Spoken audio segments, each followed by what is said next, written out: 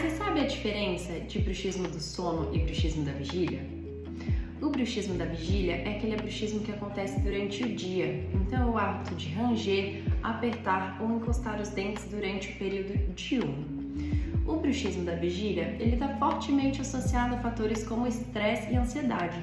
Então, nessa sociedade ainda muito mais imediatista e ansiosa em que vivemos, faz com que o bruxismo da vigília seja ainda mais presente do que o bruxismo do sono. O problema do bruxismo da vigília é que ele traz as mesmas consequências que o bruxismo do sono, então ele também causa desgastes, causa fraturas dos dentes, também causa dores na musculatura da face. E o tratamento é fortemente indicado quando causa qualquer uma dessas consequências.